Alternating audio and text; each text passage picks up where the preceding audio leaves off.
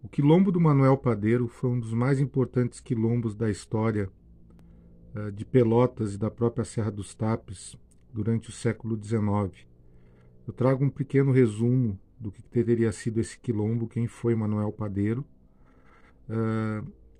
salientando que eu estou me baseando para fazer esse roteiro na obra Liberdade por um Fio, História dos Quilombos no Brasil, de João José Reis e Flávio dos Santos Gomes, mas também há outras obras que tratam a respeito do quilombo do Manuel Padeiro, uma delas bem mais densa, bem mais completa, que é Os Calhambolas de Manuel Padeiro, escrito por Natália Garcia Pinto, Paulo Roberto Stahl de Moreira e Caiuá Cardoso Aualan.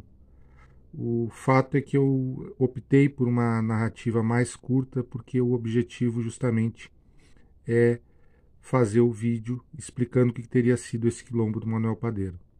O quilombo do Manuel Padeiro teve origem justamente na região serrana de Pelotas, a região da Serra dos Tapes, numa época em que havia poucas propriedades, poucas chácaras ainda na região. É uma época bem anterior à imigração europeia, alemã, italiana, pomerana, francesa, que depois vai se desenvolver nessa região a partir lá pelos anos 1870, 1880.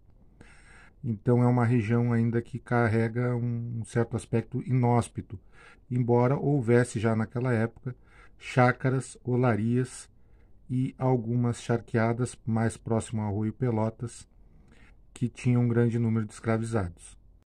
O quilombo do Manuel Padeiro teria se formado aproximadamente no segundo semestre de 1834. Em 10 de outubro de 1834, a Câmara Municipal de Pelotas registra os primeiros atentados na região da Serra dos Tapes, atribuído a quilombolas. O que se sabe a respeito do Manuel Padeiro é que ele já vivia fugido já há alguns anos. Provavelmente ele era escravizado do charqueador Boaventura Teixeira Barcelos, e na condição em que ele vivia livre, vivia fugido, no caso, nesses anos anteriores a 1834, ele viveu na região da Serra dos Tapes com a negra Marcelina, que acabou morrendo naturalmente. O Manuel Padeiro, ele arregimentou, digamos assim, para esse quilombo, um grupo de mais ou menos 12 pessoas. Durante os primeiros dias do mês de abril de 1835, que o grupo vai começar a ganhar notoriedade, é onde iniciam-se os primeiros ataques às chácaras, a olarias, até senzalas na região da Serra dos Tapes.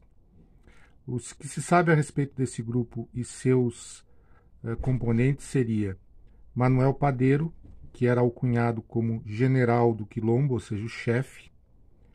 João, que tinha a função de juiz de paz. A maioria dos historiadores não compreendem muito bem o que seria essa função dentro do quilombo, a função de juiz de paz, mas é descrito assim. Logo em seguida viria Alexandre Moçambique, que era capitão do quilombo, talvez mais com uma função militar, com uma função defensiva. Havia Pai Mateus, Mariano Crioulo, Antônio Mulato, Antônio Cabinda, que às vezes é descrito como Antônio Cabunda também, Pai Francisco, que era de etnia Congo, Francisco Moçambique, João, que era dito africano nativo e também fazia a parte de cozinheiro do quilombo. Havia a mulata Rosa, que curiosamente se vestia como homem e participava ativamente dos ataques dos quilombolas. E havia um 12º desse grupo, que era Manuel, também africano nativo. Portanto, o primeiro ataque de maior vulto acontece então nos inícios do mês de abril de 1835 e vai acontecer na moradia de Jerônimo Lopes Garcia.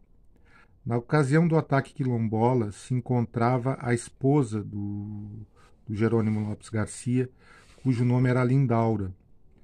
Na ocasião do ataque, um dos quilombolas, o Alexandre Moçambique, chegou a propor o sequestro da Lindaura.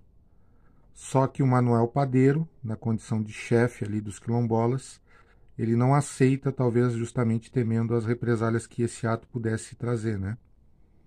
Mas apesar disso tudo, além de roubar alimentos, pólvora, vestimentas da casa de Jerônimo Lopes Garcia, eles levam consigo também a escravizada Maria dos Garcias, que era uma parda de 25 anos. O grupo tinha por hábito sequestrar escravizadas nas propriedades que eles atacavam, muito possivelmente para que fossem companheiras, né? Companheiras de trabalho, mas também companheiras afetivas. Naquela ocasião, eles já haviam sequestrado as escravizadas Maria, Florência e Doroteia, e também uma parda livre, chamada Senhorinha Alves. O nomadismo do grupo, o fato deles estarem se deslocando constantemente de um lugar para o outro, era uma coisa muito permanente, muito constante. E entre o início de abril de 1835 até 16 de junho de 1835, esse grupo já tinha atacado 9 moradias e 2 senzalas. Eles faziam o sequestro das mulheres, principalmente as mulheres escravizadas. Também faziam roubo de produtos como farinha de mandioca, farinha de milho, feijão, etc. Vestimentas, fumo, pólvora, armas de fogo e ocasionalmente também objetos de prata, principalmente objetos de correaria.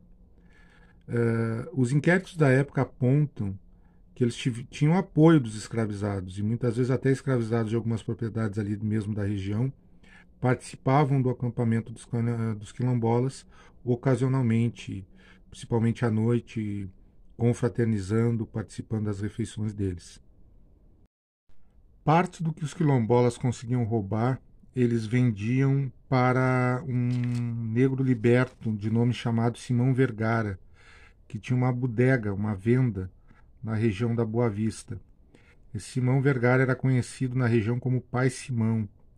O curioso é que nas relações entre os quilombolas e o Pai Simão, eles usavam a língua Congo ou Kikongo, ou seja, uma língua africana, para se comunicar. Pouco que se sabe a respeito também do Manuel Padeiro e da sua liderança enquanto general do Quilombo era que ele exercia muito a questão da disciplina em relação aos demais.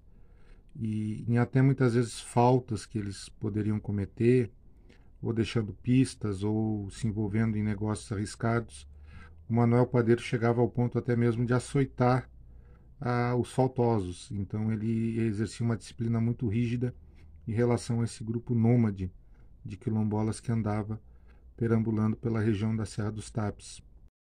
Os quilombolas de Manuel Padeiro tinham um ódio muito grande declarado aos chamados feitores, aos chamados capatazes de fazenda que faziam, digamos assim, a capatazia do trabalho dos escravizados. Então, dois deles da região ali da Serra dos Tapes eram particularmente muito odiados. Um deles era o português de 54 anos, Domingos José Enes, e o outro era Eufrásio Antônio da Silva. O Domingos José Enes, ele chegou a ser morto quando os quilombolas atacaram a chácara de Tomás Flores. O curioso é que no ataque, como os quilombolas tinham o hábito de sequestrar também as escravizadas, as mulheres, né, para levar para o seu acampamento, a mulata Maria, ela grita que Domingos, ou seja, Domingos José Enes, era um homem mau. E esse foi um dos fatores que levou a que os quilombolas assassinassem Domingos José Enes, pelo fato de ele ser feitor e pelo fato também os próprios escravizados da chácara não gostarem dele. Em 16 de junho de 1835, uma patrulha de forças policiais mais proprietários da região conseguiram descobrir um dos acampamentos do Manuel Padeiro, dos quilombolas do Manuel Padeiro, e aí ocorre um grande confronto. Nesse grande confronto, 2 quilombolas acabam morrendo no combate, as mulheres são reavidas, né? No caso, são libertadas para serem escravizadas novamente, e boa parte dos bens e pertences dos quilombolas são apoderados. Logo em seguida, o grupo se reorganiza, a maioria deles fugiram. No início de julho de 1835, o grupo do Manuel Padeiro novamente faz um ataque, nessa ocasião a uma olaria, com o intuito de libertarem os escravizados ali daquela olaria.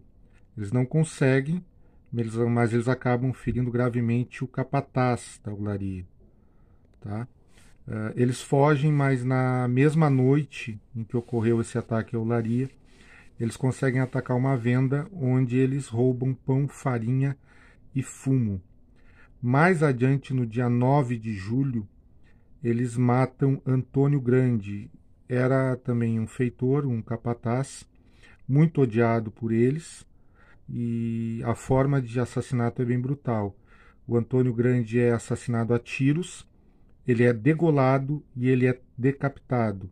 Eles tinham um ódio particular em relação a esse sujeito, pelo fato de que ele foi quem matou João, que fazia as vezes de juiz de paz dos quilombolas.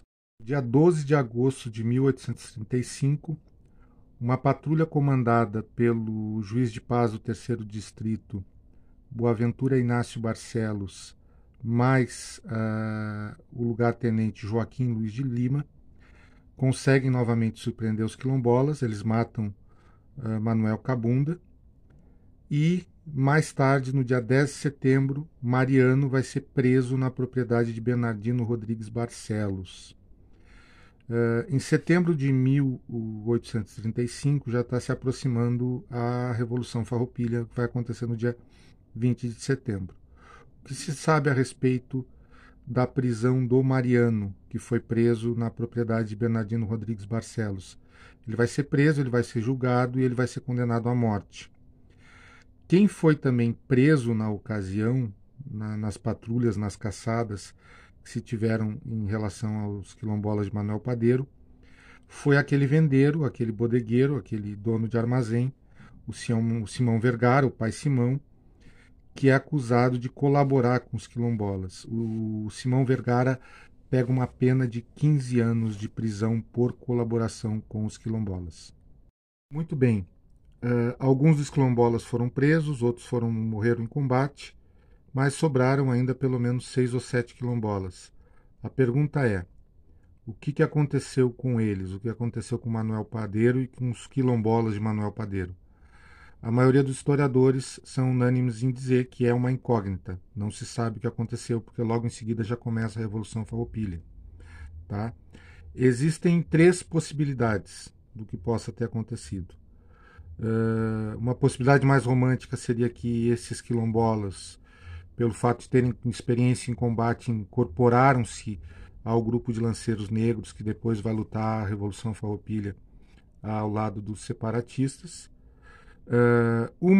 A segunda opção, que é bem plausível, é que eles possam ter fugido para o Uruguai, sendo que o Uruguai, nessa ocasião, em 1835, já tinha abolido a escravidão e foi uma coisa muito normal, constante, escravizados brasileiros ingressarem no Uruguai para adquirirem a liberdade. Ou a terceira opção é que eles seguiram na Serra dos Tapes, vivendo de forma nômade e com os seus ataques a propriedades e chácaras como uma maneira de sobreviver. Esse, então, é um pequeno resumo que eu trago sobre essa história do quilombo do Manuel Padeiro. É uma história muito densa, existem várias obras, artigos muito bem escritos a respeito dessa história. Essa é uma contribuição bem modesta, de forma resumida, para que possa ser transformada em vídeo.